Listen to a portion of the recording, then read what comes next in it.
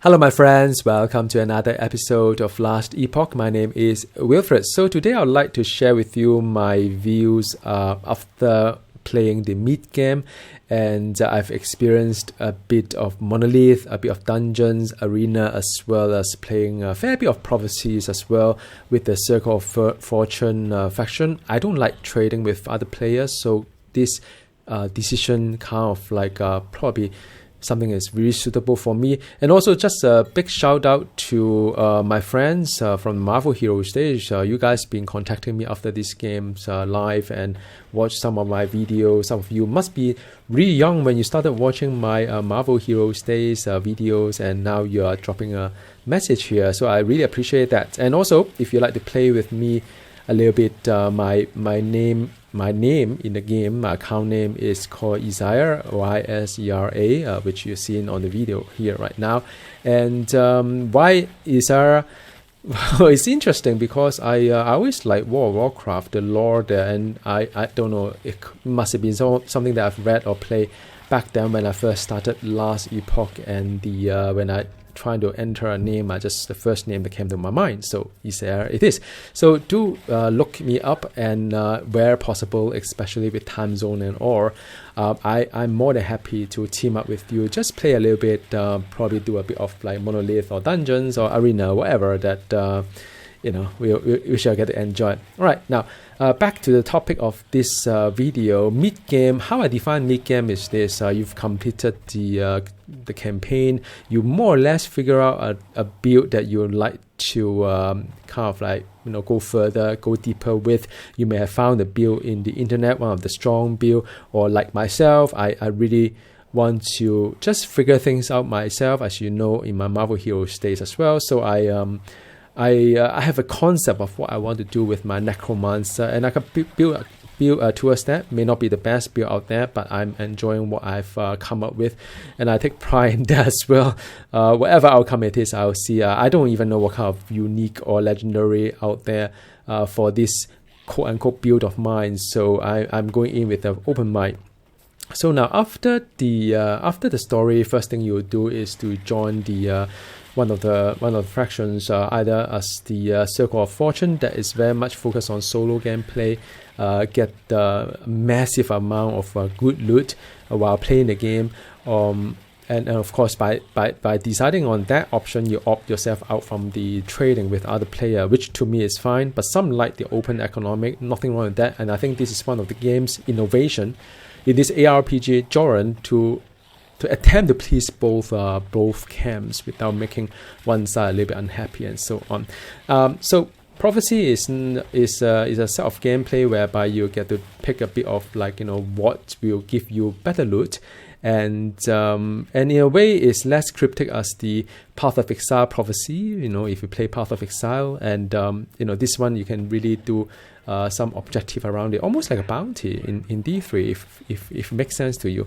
So I kind of enjoy the Prophecies. I know a lot of people avoid the Arena and or Dungeon as well. I get it, focusing on the Monolith, the objective. The reason why I think Arena is one of the least kind of like and Dungeon as well, they're not that popular, is that I've experienced Arena. It reminds me of Crucible in Grim Dawn. With the different wave for enemy, you can take on higher and higher and higher to meet the boss, and there's a pretty much end point to it as well. You spawn the boss, and that's the end of it, and some loot along the way. I don't necessarily find it interesting. It's alright. I don't necessarily think that it is a really kind of rewarding per se, but I think it's a bit of roguelike concept there for the Arena. Not entirely sure, but I've tried once. I don't think I want to do it too often. It get a bit monotonous for me. Dungeons is really cool. I think I play a lot of ARPG. The dungeons in this game, right, has a very specific purpose to it. I don't know how many dungeons are there, but so far I've done the Soulfire Bastion as well as the Temporal Sanctum. Both of them are very different. So the Soulfire one is that you can collect essence from the enemy that drops, I think they call it Ember, and you can toggle between the fire shield versus the purple shield. I don't know what shield is it. And it's good against certain type of enemy, and especially during the boss run, you have to kind of like pick between the two shield to kind of like shield yourself from some massive damage. And although I don't really get to that part of switching because my character is pretty strong against the boss at that level, but I can imagine if I go higher tier, it will be quite interesting to swap between the two just to kind of like survive through the gameplay play. And also at the end of the dungeon, for any unused ember that you kind of like don't burn through the toggle, and also you kind of collect along the way. If you can't explore the entire map, for me, I managed to gamble all my currency for all the usable items that I have, and there's a lot of like exotic item as well as the unique item as well. So I think it's really worth it. I haven't seen that much loot in one single dungeon or isn't one single setting, even Monolith. So that I love the so far a lot. The temporal one, I didn't read up on either of this dungeon before I play it. So the first try it ended up badly. I was like wondering what happened. I faced a boss and it get wiped. But okay, before I get there, the temporal sanctum is a really interesting kind of dungeon. I've never seen something like that in other ARPG. You basically have to toggle between the two different kind of timing era to unblock your path. So in one era, your path may be blocked. You switch to another era, the path is unblocked. But what is most interesting thing is at the boss fight, the boss will have this one-shot mechanism that like clock on the floor. So once that become full, then you get wiped. So you have to jump to another era for that to happen. To avoid that, of course, if you jump back, then you may get defeated again. So and every time you jump, they create some kind of weird thing on the ground that you can't step on it anymore. So there's a limit to how many times you jump. So it's a bit of like DPS game versus the timing that you jump out from it. So it's really good.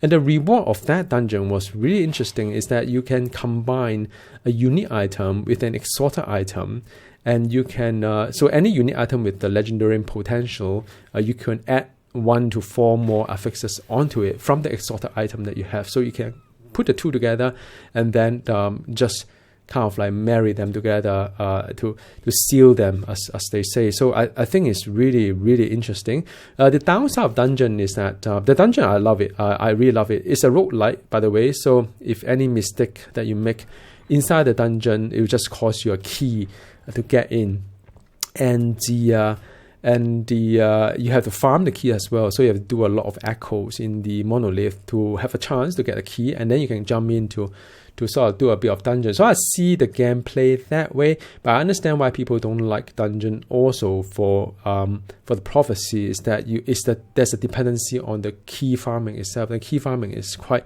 at least at my level, I don't really see a lot. So, but I love the dungeon. I think it's well designed.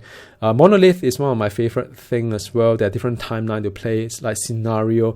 It's like map kind of like chained together with the boss at the end that has a unique mechanic, so you can learn it as well. There's a lot of boss fight here. I think compare last Epoch to say Diablo 4. I don't even know why the Diablo 4 is designed to be that way. They haven't really thought through what the dungeon or end boss are supposed to be. But I think I really enjoyed the last Epoch one. I think they've really nailed it, at least at the mid-game perspective. But as for end game, I have no idea.